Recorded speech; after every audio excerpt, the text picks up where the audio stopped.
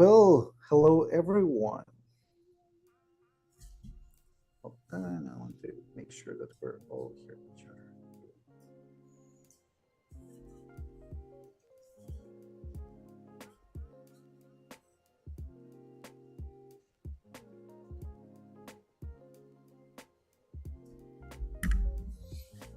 Hello everyone, my name is Esteban Toro, and today we're hosting a really special guest. We have Patrick Lawrence, who is an LA film editor. I want to tell you more about him. He's a great person that I happened to meet.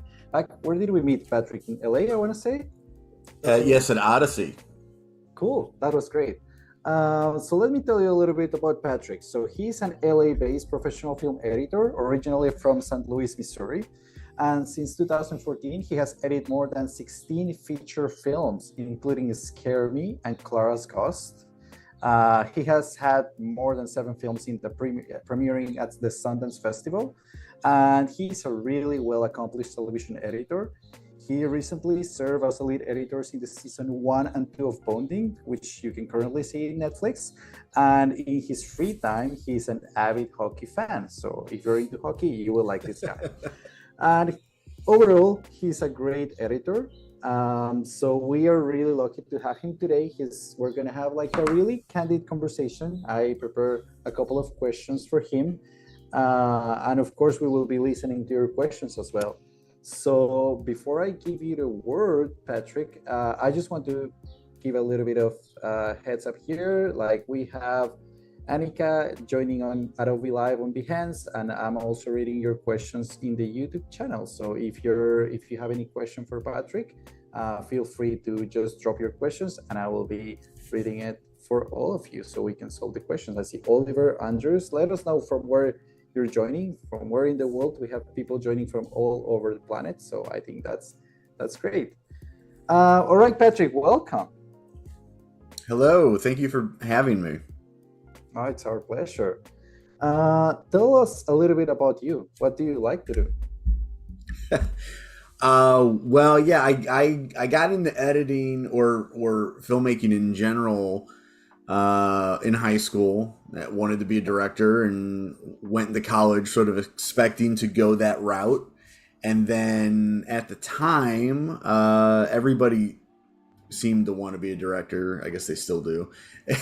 And it was really hard to sort of find my voice a little bit. And I was intimidated by the other students that were around me that seemed to have better ideas than I did. And it sort of make me a little bit more, down on like what I could do. And at the time, we had a video production course, and this was early 2000s. So the course, you would go in a class, you would go and we would work on DV tape and go and shoot something for an hour and then come back and spend the second half of the class editing it together. And it was there that I was like, oh, this is something different. Like, this is like an extension of directing that like I hadn't thought about before, that, you could sort of like control the final output of something and I never really considered editing in general as like a route that I wanted to do, but it was like then that I really kind of found a love for it. And we were working on like a early 2000s version of Adobe Premiere, incidentally. Yep. And so I took that into I'm a musician. I was in a band for 10 years, and so we started doing video blogs, and this was right when like iPod video came out. So we were making little like 5-10 minute clips that we would post on MySpace, and that like you could download onto your iPod and play it along with our music. And so that was sort of like where the genesis began. Okay. And then when the band dissolved, I was like, I know a ton of musicians in the industry. I can make their music videos. And so that got me back into directing music videos and editing music videos. And then that introduced me to people locally in St. Louis Yep. and who worked in the industry. And I started working on everything from like commercials to television shows to a couple feature films. And so I moved out to Los Angeles in 2015 and decided that, you know, it was the time. If I didn't do it then, I was never going to do it. And so that Right. was what started the next phase of my career. And so I've been working professionally out here in Los Angeles ever since. That's great. What did you play? What instrument do you play?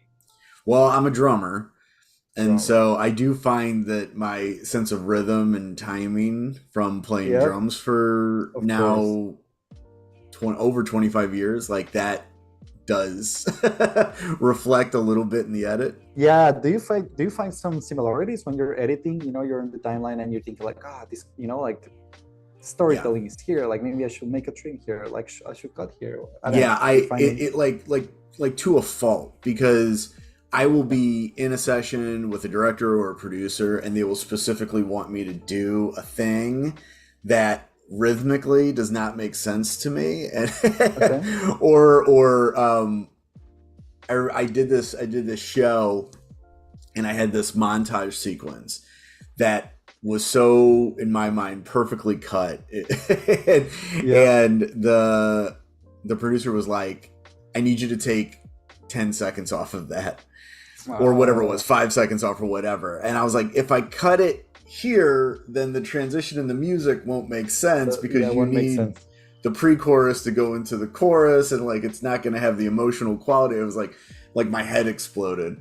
So it's like, so I do have those moments where like I just can't break out of my musical training, I guess. Yeah, yeah, yeah. um but I also like when you're in an edit and the director's asking for something that's like a little bit like off rhythm or off tempo or something like that, and it's like that just drives me nuts. And so a lot of times what I'll do is just do the thing in the room and then go back later and try to figure out how to make it make sense musically, What do you you know. do? What do you do? You touch a really important point. What do you do when a client, a producer, a director tells you like, "Hey, I don't want that." Do you try to push back a little bit and try to explain to them like why you did those cuts, or it's just like, okay, whatever you want, or how you manage that?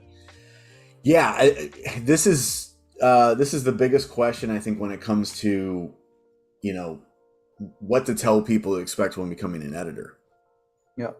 because it's something that I had to learn for a long time is when to take a note.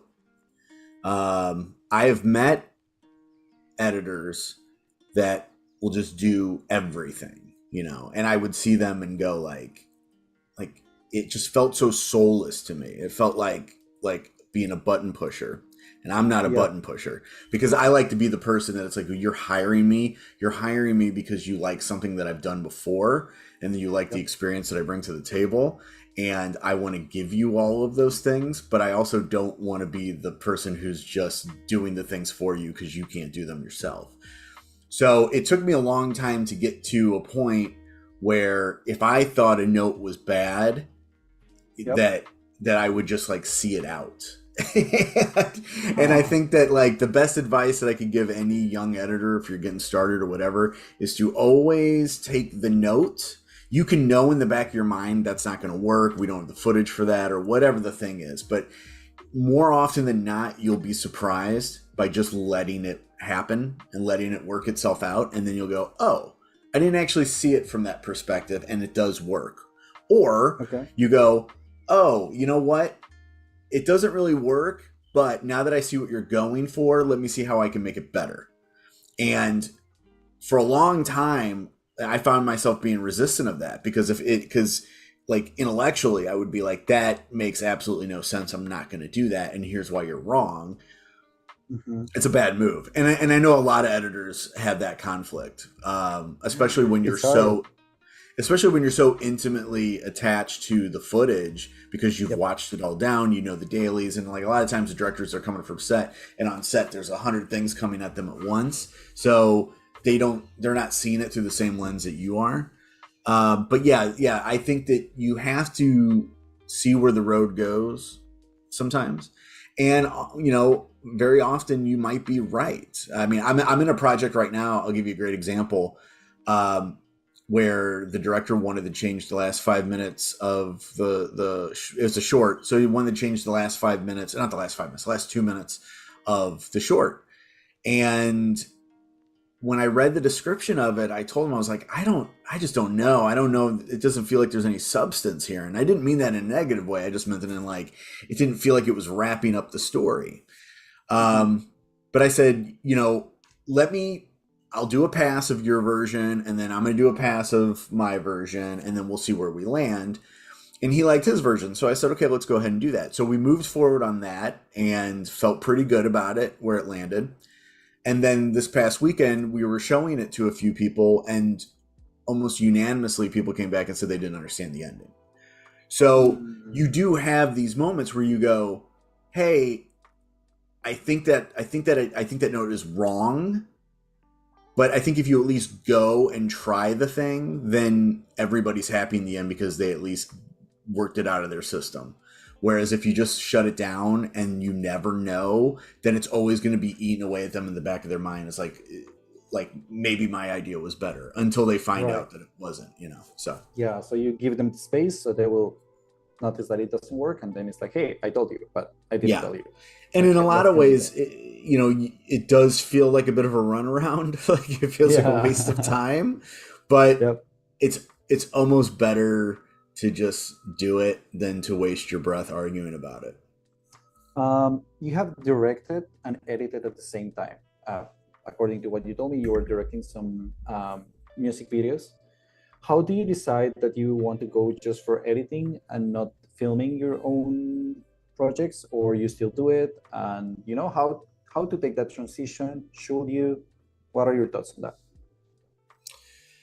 Yeah, I think I eventually, it's hard because the editing became more fruitful in a way.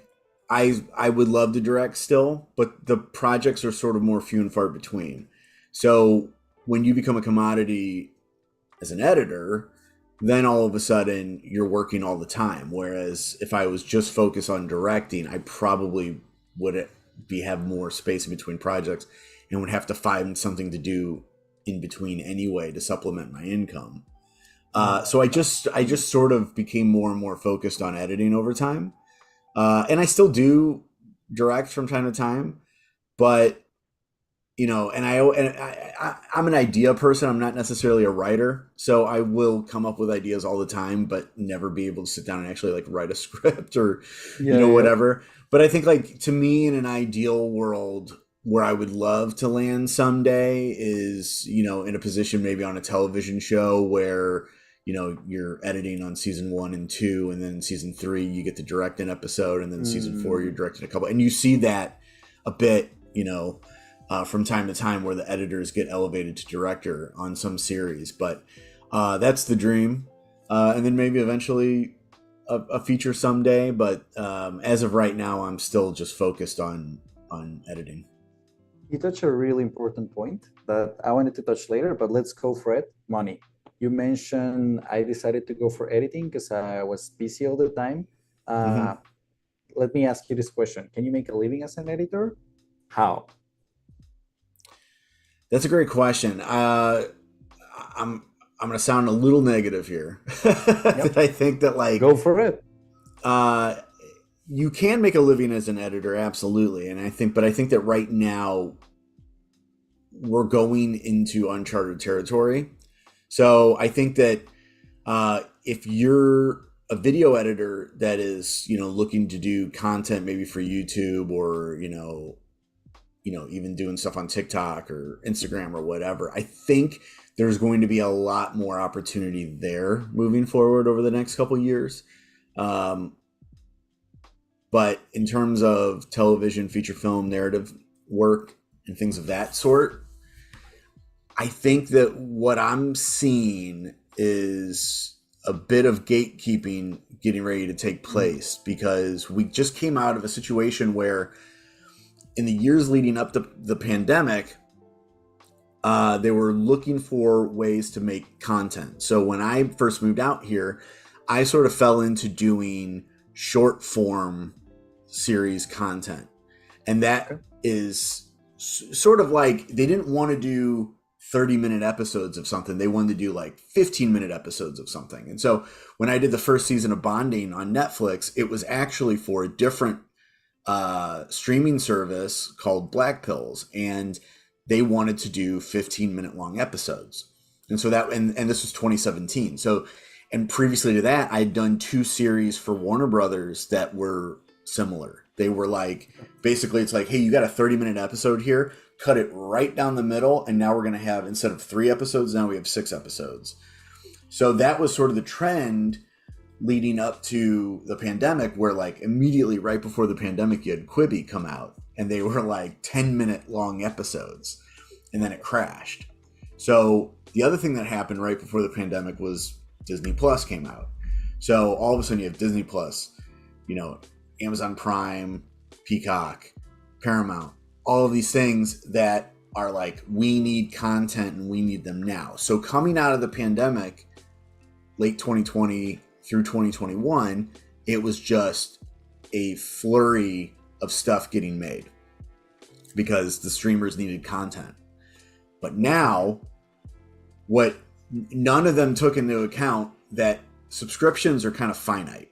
They're not going to keep growing. Once they're not like in typical network television, you make money off of your advertising. So the more advertising you have, the more money you make. But the problem is with streamers is if you don't have advertising and then you're just solely relying on subscription services, there's only a finite amount of people that are going to subscribe to your service. And then once you reach that, it's a very, very seldomly are you going to find more people subscribing to the thing. That's why you have so many changes going on in Netflix now, like them cutting off like, you know, sharing your password and them offering like different tiers so that way they can introduce advertising. Yep. All of these things. So what's happening is the streamers are now going like, whoa, hold on a second. We just shelled out a ton of money making a bunch of shows that nobody's watching. And so now they're going to start tightening the belt and saying, okay, now we're only going to make stuff that we know is going to get viewers or we know is going to make money.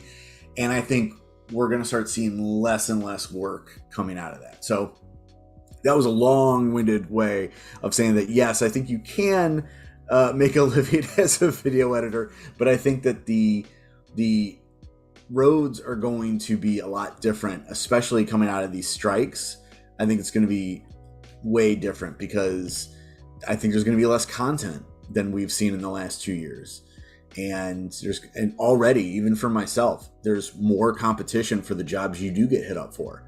I'm getting hit. Just this past year, I've got hit up about 2 or 3 features that were the biggest projects I would ever do. But like I was up against, I don't know, 6 other editors. Like, so the competition is just thick right now, and worse than I've seen, you know, so far in my career. It's really interesting what you're saying, and I feel that many people can relate to that. How if I'm a beginning editor and I want to, you know, like get into the industry, and I have seen, you know, I go to your website and then I see like, oh, you work with Netflix, with Adobe, with Sundance, Warner Brothers. It's like, oh my God, I also want to be like you. Do you feel there's a space, like a room for these new editors to come into the game? Or it's like, let's say the gatekeepers will be like, nope, that's like, there is no room for anyone else. That's all. What are your thoughts on that? And if so, how to do it? So I'll say that no 2 editors have the exact same journey. I don't think there's any one route to becoming an editor. A lot of people will tell you that the way to do it is to get in as like a post PA or an assistant editor and then work your way up. And a lot of times you can get in as assistant editor and then get stuck there for a long time.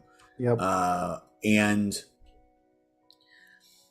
you know, sometimes you're an assistant and you're attached to an editor, and then that editor will take you along to certain gigs. But, you know, there has to be an opportunity to where there's an opening that they can say, hey, we've got this person's been working on the show for a long time, we'll bring them up. Or, you know, I think television and features are 2 different things. You know, With features, it's more often the producers or the director are looking specifically for the editor, whereas in television, there might be an opportunity for an assistant to move up and do an episode or do a couple scenes on an episode and get a shared credit.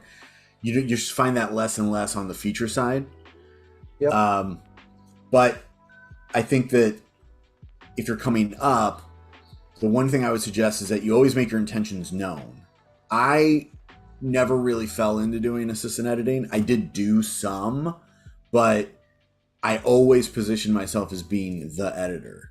Especially when I moved out to LA, I would tell people, "Hi, I'm an editor." Not that like, oh, because I mean, I had already edited a feature film. I had already done a ton of music videos, and so once I made my presence known, people thought of me in that light.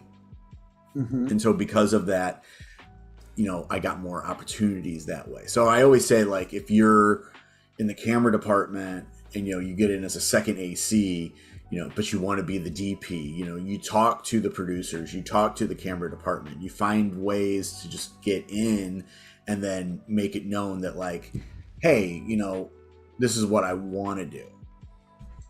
And I know many people. Sorry, go ahead. No, go ahead. No, I wanted to tell you that I know that many people who's starting in the industry, they feel like, okay, I shouldn't charge as much. Like, let's say I'm talented. I know I'm a good editor. I have worked in some projects in the past.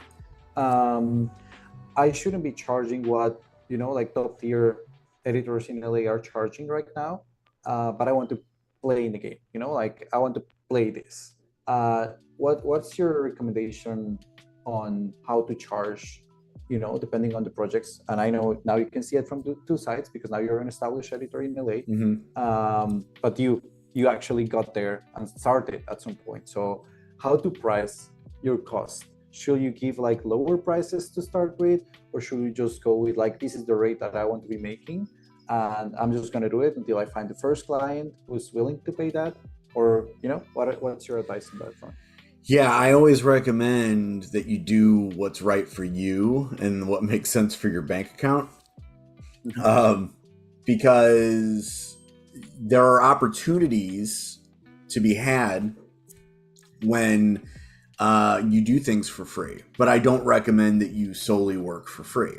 I'll give you a great example. I mean, when I first moved out here, my roommate at the time was a DP, and he was shooting a short film, and he asked me, if I was busy that weekend, and asked me if I could come out and help. So I came out and I moved the light stands and, hold the camera for him and, downloaded the footage and did all the things that needed to be done. And then at the end, didn't make any money on this. It was basically a free job.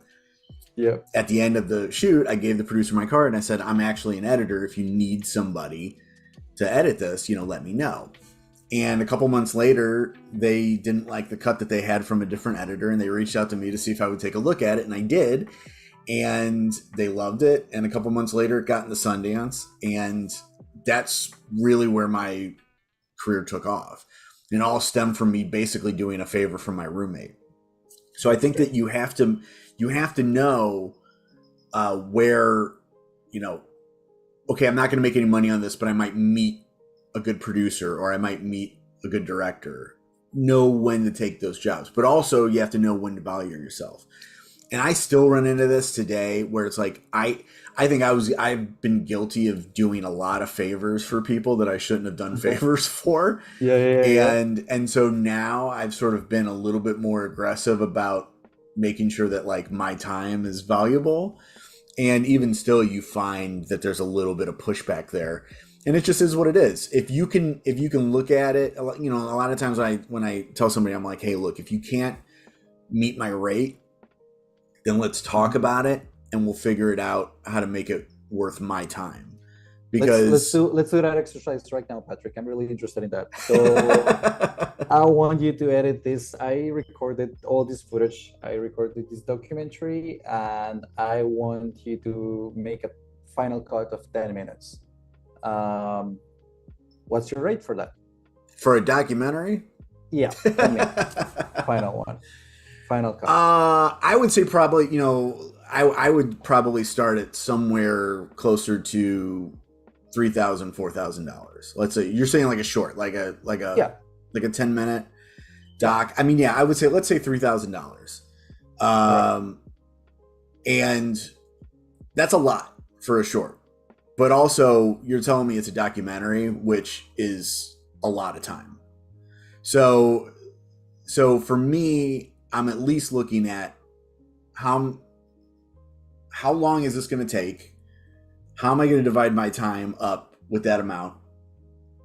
And then and I would talk to you about it and figure out like where are your needs, because if you're not there, like let's say if you're like, well, I only had $500 budgeted for this.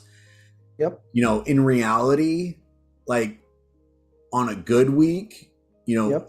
I'm making like a couple $100 a day in editing. On a commercial, like Yep. sometimes $1,200 to $1,500 a day in editing. So you have to look at that and say, it's like, well, you're only offering me $500. Like that's really only like maybe 2 days worth of work on a 10-minute long documentary, so you just sort of figure out like what makes sense. And then if I'm donating my time a little bit here and there, but I always recommend having some sort of contract, some sort of like work for hire agreement where you outline all of the things, because more often than not, if you don't define it in some way, say these number of cuts, these number of days, these number of weeks, whatever it is, the project will just bloat and go forever. And next thing you know, whatever the rate was you were making, it's 6 months later and you're doing the math going like, I'm working for like dollars a day. Basically. Yeah, basically for free. Yeah. Yeah, I know. And another thing, it's really interesting, and I really appreciate this. Is super candid for everyone on the live. We didn't prepare this interview. We didn't. I mean, we just spoke briefly about what we were going to discuss. So everything is happening live, and I appreciate how candid you are about sharing, your rates and stuff. That's really good, because I know that helps a lot of the community. And again, if you have any questions, I'm checking constantly the Adobe Live on Behance and on YouTube. So feel free to drop your questions if you have any questions on the topic. You said it openly, like, okay, 3,000. And then I think like, okay, and what if I haven't told you yet if my project is my personal project, or if I'm working for, let's say, a big studio, or if I'm doing it for, like it's a documentary, but it's some marketing stuff that I'm doing for some brand. Would you consider that before you give me the price, or it's like, no, I don't care, I will just consider the time that no I always consider, I try to get as much info as possible. If it's a personal project, and then I understand it's a little tougher to meet some higher rates. If it's a branded project, now we're in a different ballpark, because knowing that, then there should be more money, there should be more available, so the rate changes, and I think everybody should be like that. And I'm sure there's probably people that are like, oh, I'm offering way too low of money. But I think that like that's sort of the problem, is that I know people that ask for, a large sum of money to do things, and I'm like, who's paying that? But yet somebody is. And then when I try, it's like, oh no, sorry, we can't do that. So it's always a little bit hit or miss. Trial and error, you figure it out. But how do you do if I tell you like, okay, yeah, cool, but I have this editor based somewhere else that is going to do it for $1,000, same project. How do you manage the situation? I'm one of these people, like, oh, you know what clients I'm talking about. If a client comes to me and says like, I can find somebody to do it cheaper, is that what you're saying? Yep. Then I say, go ahead. Go ahead, find somebody to do it cheaper. I'm not gonna if you're telling me you're gonna find somebody to do it for $1,000, I'm not gonna come back and say like, well, I'll do it for $750. Like, I'm not, it's not gonna happen. So I'm just like, you're coming to me because you want me, and like, this is what I'm asking for is the thing, Yeah. And but it's a lot of back and forth, I feel. Yeah. But I'm an artist, and like I completely understand that it's like, money's tight. But it's also a matter of like, you need to understand that like, I'm giving my life, my time, my hours to work on your project. And I will tell you, there's a lot of stuff that I've worked on over the last 10 years that nobody's ever seen. And that when you're working on it, whether it's the directors, the producers, or whoever, like, it's their everything and they want it to be your everything. And frankly, at the end of the day, when it comes out and nobody sees it, nobody's heard of it, then it's like, why did I give all those months? Why did I give those years working on that thing? Got experience out of it, made a connection. But other than that, it's like, there's no reward. How do you assess the time it's going to take you to edit the project? Let's say, you know, I'm sure you have faced this, not with the big studios, I'm sure it's pretty clear with them. But when you have a client who is like, well, I have, you know, like 2 hours of footage and I want like a 10-minute edit. But then it's like, how do you, you know, like, do you request an access to the footage before you start the project and commit to it? Or you're like, I already know how it works.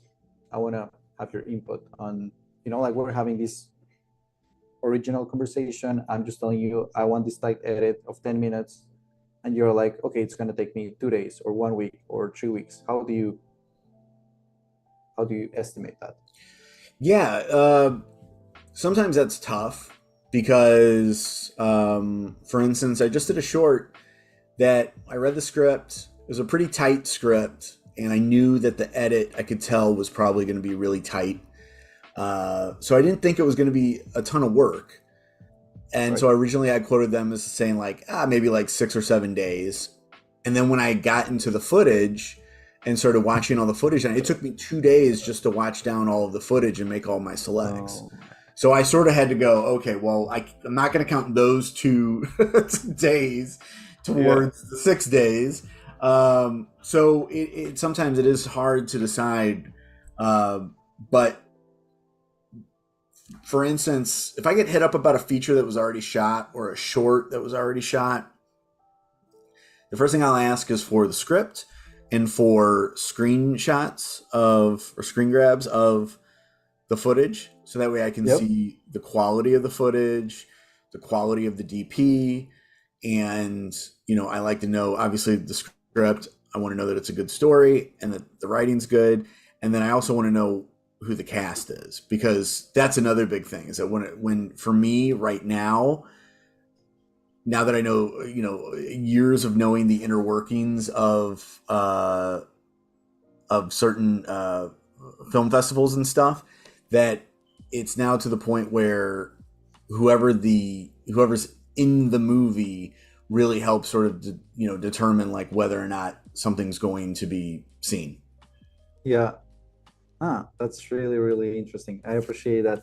Patrick, I have a question here in YouTube. So I have C Lopez 989 is saying, hey Patrick, I'm from Missouri as well and just finished college. Now I'm looking to break into my first video job. How do I find that first starting position for video to build my skills and career? Oh, say that one more time. You cut out on my end for a second. Oh yeah, sure. So basically, he finished just college recently and is looking for a starting position, how to build the skills for video and video editing, basically, and starting a career. Any tip on that? It's pretty much what we were discussing, but I don't know if you have any other insight to get the first job. Oh, getting the first job as an editor? Yeah. Yeah, I think especially if you're coming out of college, try to connect with the people who are maybe graduating before you. Like if you're a junior, and get to know the seniors, the people that might be moving out to LA or New York or Atlanta or all those places ahead of time. So that way you can really, you could reach out to them and see how, what they're doing. Maybe they're working on something. They could throw the ladder down to you and help you out. Otherwise, it's been years since I've done it, but like looking at like Craigslist ads or like forums on Facebook, people looking for editors of some kind. Then there's also opportunities like Fiverr now, where you put yourself out there, and I've got a buddy who does YouTube videos for playing video games, and he a lot of time he started out editing his own videos, and he was like, I don't have the time for all of this. So now he just reaches out to people on Fiverr who do it for him.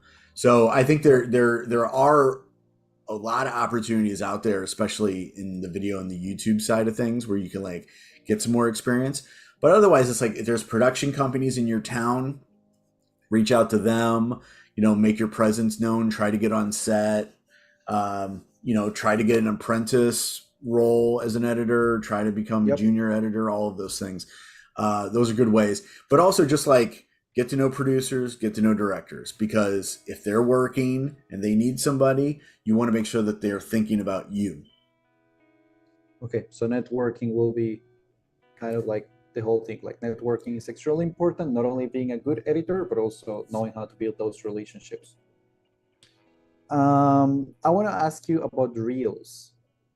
Is it important to have a reel for you as a video editor? Do you have a reel?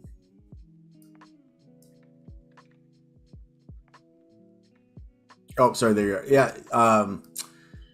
Is it important to have a reel? Yeah. I think when you're starting out, yes. It helps. If you have footage that you've been working on, putting together a reel, I think is helpful. When you get further and further along in your career, it sort of kind of goes away. I know that like the first couple of years I was getting started, I was definitely worried about like what my reel looked like, and making it super flashy and all of those things. But I actually think it's sort of the opposite. I think that the with reels, you want to show your work as an editor. So the couple things you have to do is you have to put your best stuff first, because more likely, and this goes across the board with any type of reel, you want to make sure that like in the first minute is your best stuff. So if your reel's like 2 minutes long or however, you try to pack that first minute with the stuff that's going to get people's attention, because they're probably going to click out after like 90 seconds. So best stuff up first. And also in terms of editing, making sure that if you're doing narrative stuff, that you're showing your scenes. So find like the best, 15 to 30 seconds of a scene that shows what you brought to the table as an editor. Okay. If you're doing stuff like music videos, that's a different story. Like if your reel is a music video heavy reel, then you sort of want the reel to be as flashy as the videos are, because it becomes an extension of your editing. So that is kind of like counterintuitive when you're doing narrative stuff, because with the narrative stuff, you're doing flashy stuff.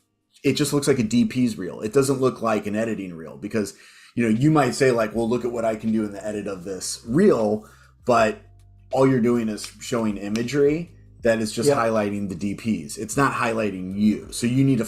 So if you look at my reel, what it actually consists of is just, it's like, it's a little long, but I expect people to click out at a certain point. But I have a bunch of little tiny scenes that really show you like what I'm great at. Okay, so you will say, or could we say that the difference between a DP's reel and an editor's reel is that you will take care that the storytelling is there in every section of it? Mm-hmm. All right, that's cool. Do you update your reel every year, every 2 years, or you don't have like a time frame for that? No, I don't really have a time frame anymore. I used to do it every year. Like every January I would start and go in and add whatever stuff. But now it just depends on if there's anything to do. If there's anything, like the last couple of years since 2021, I did, or I had 2 features come out last year in 2022. So, I would go in and pull those scenes and find a way to drop them into my reel. But for the most part, I never really get asked for my reel anymore. It's more so like looking at my IMDb or looking at my resume. And, I think, but also the big thing that I learned over the last couple of years is using my website my portfolio as the reel. So if you go on my website, you can click narrative, commercial, and then you could go in and see, or there's like narrative features, narrative shorts, commercial, and you can go in and click projects and then watch little clips of that. So a lot of times you can get the same information there than you would from a reel and not have to sit through the reel. Okay, that's great. Thank you. Another question that I have for you is software. Let's talk a little bit about software. What do you use? What's your workflow? Walk us a little bit through your desk, if you don't mind. Like, what's in there? How you use it? We want to see. Do you want to actually? I typically work between Premiere Pro or Avid Media Composer, depending on what the project calls for. I'm a big fan of Premiere Pro. Obviously, I've been using it for the majority of my career, and the newest features and everything that keeps getting introduced, every couple months, I think is just completely changing my workflow and for the better. And I was a bit of a curmudgeon for a long time. Like, I had the things that I like to use with Premiere and didn't really change it up much. And over the last couple months, since there's been a bit of an industry slowdown, I've really dived into playing with some of the new features and the new, Sensei features, and all of those things are just made my workflows so much more polished, and especially sound. Like, I'm not fantastic when it comes to sound. Years of playing drums, like, my hearing is a little but like the essential sound panel in Premiere has just made all of my dialogue sound cleaner.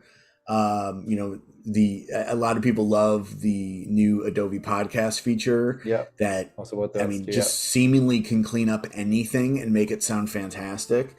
And then, of course, text-based editing is now it's getting to the thing that I've been dying to have from Premiere for the longest time, because a lot of times, sometimes a producer will come to you and say, we need to cut in Avid or we need to cut in Premiere.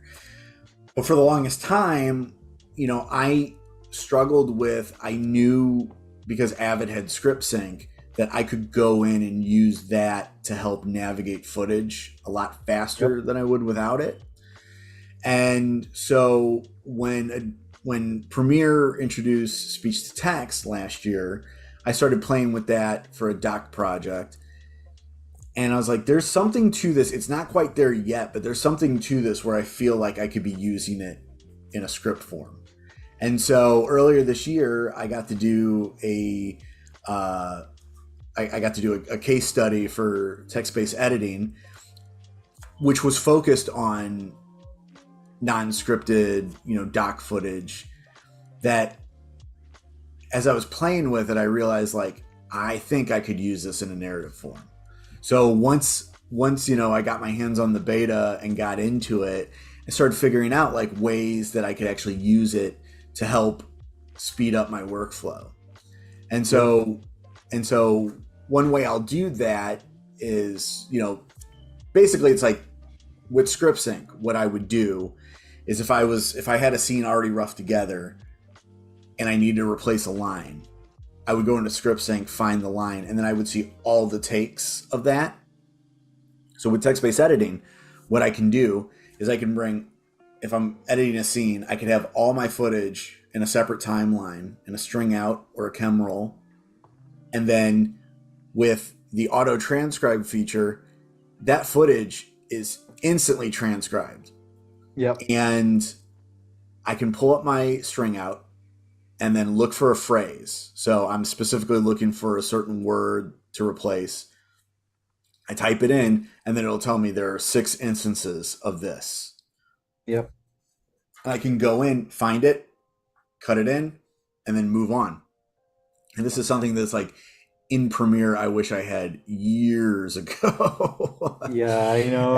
And so So that has been the thing I've been for the last 2 to 3 months. I've been playing with that, trying to work that into my workflow, and it's been incredible. And so and then the other ways that I'll use it are actually like in terms of just like if I have to Frankenbite something, uh, I will go in and try to find every instance that the actor said a certain word like and or the or something, and Yeah. try to find all the different variations of it and decide which one fits in the best to just slip it into a scene.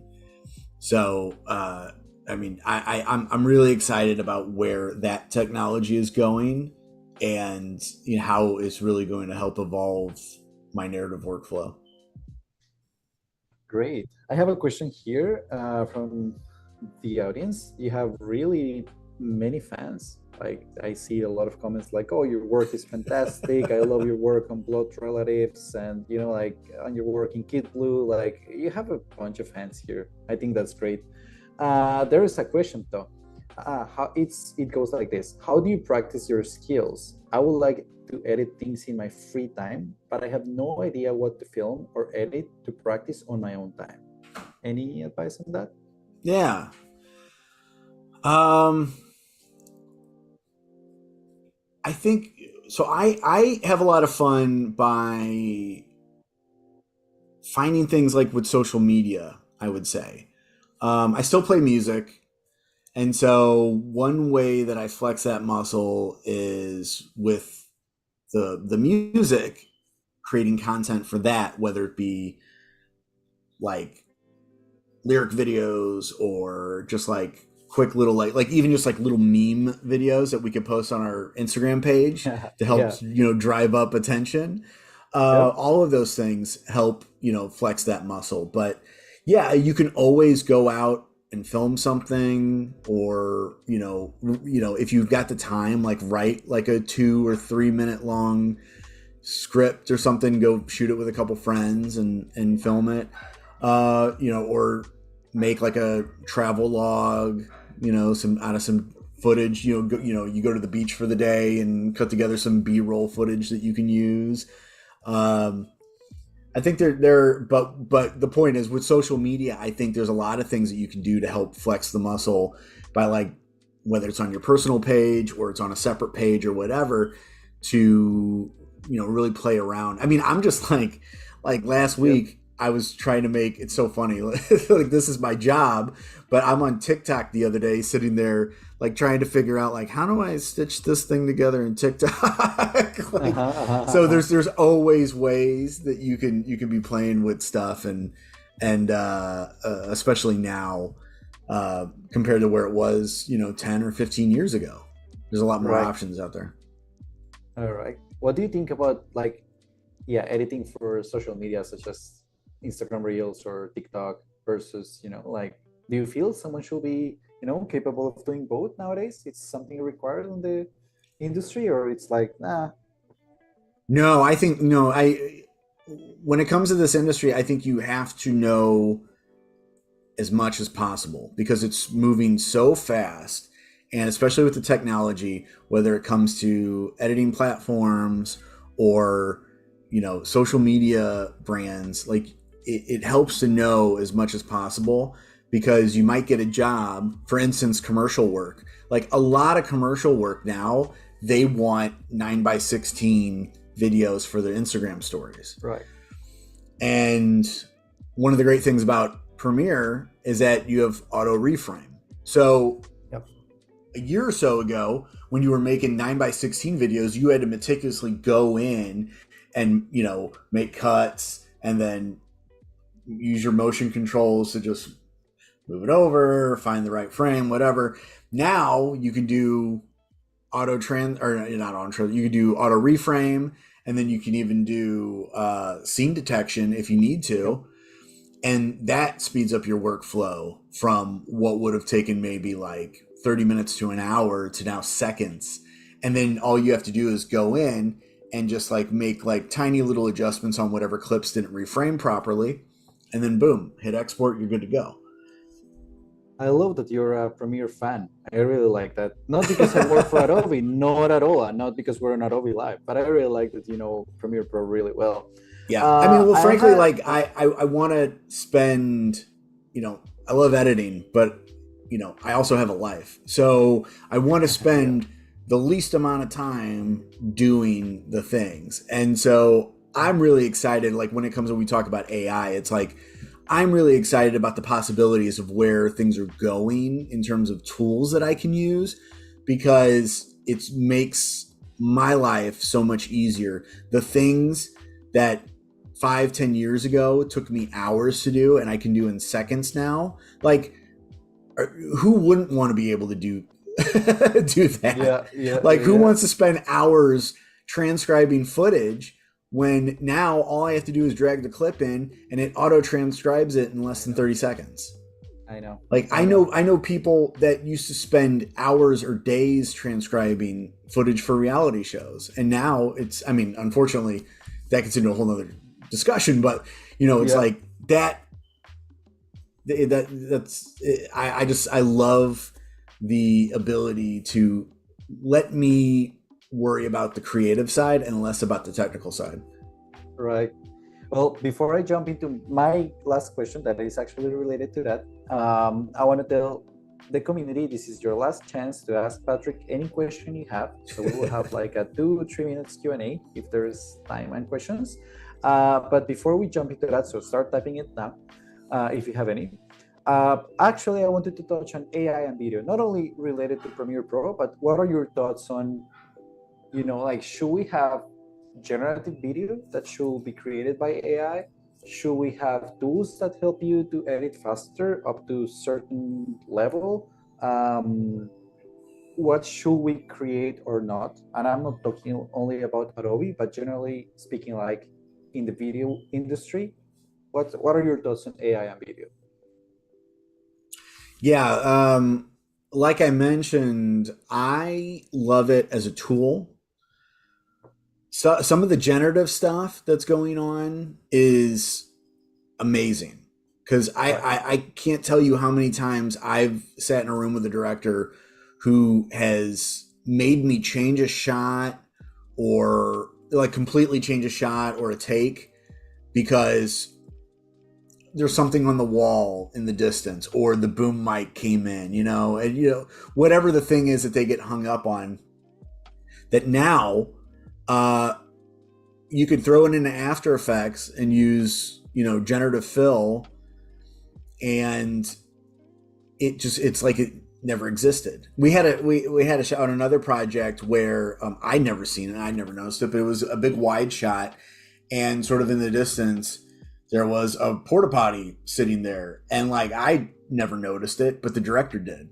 So it was like, Yeah. well, great, we could easily throw that in and then you know you basically lasso around the section where the porta potty is Yeah. and then it just fills it in with more trees and it's like Yeah. it never happened.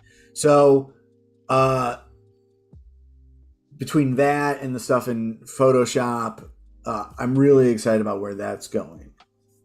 I think that, like, speaking realistically, I think there's probably going to be a point very soon, and I think there's kind of a like in DaVinci Resolve, they have this thing called a boring tool, which like will tell you or make edits where you know things feel like it's too long, and I just don't agree with that because I don't think that like I think that at some point you have to have a human overseeing whatever the AI is coming up with because you have to Yep. have that element of emotion and you know understanding of story and the needs of the director, the needs of the producer, all of those things that an AI can't do.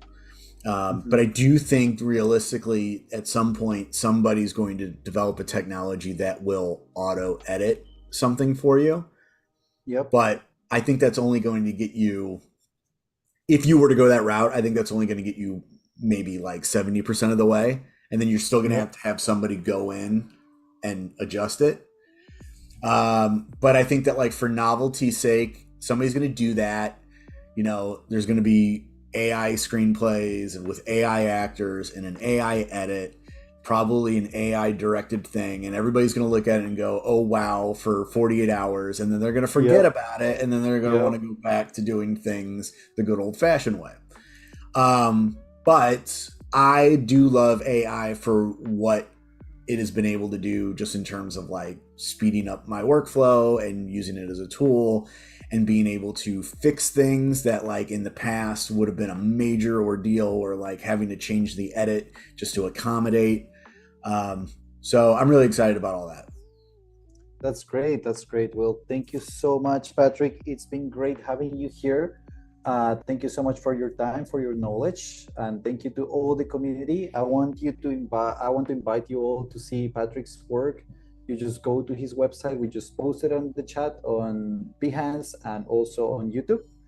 And I want you to go and see it. I want you to explore his beautiful work. He's a really talented storyteller, and you can tell not only with his edits, like he has filmed a lot of stuff. I was just amazed looking at his stuff before the interview. Thank you so much, Patrick, for being here, and hopefully we will have another one in the future. And thank you everyone in the community. Yes, I love it. Thank you for having me. Yeah, it's our pleasure. All right, see you on the next one.